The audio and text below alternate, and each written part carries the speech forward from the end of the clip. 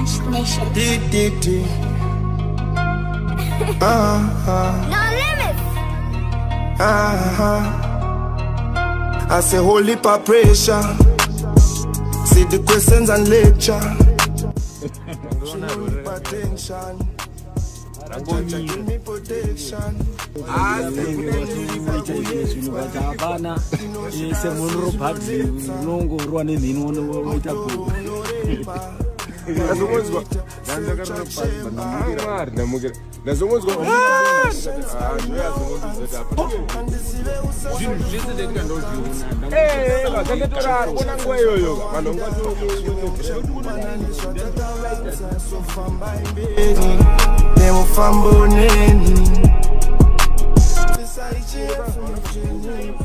The Lord lives. You understand?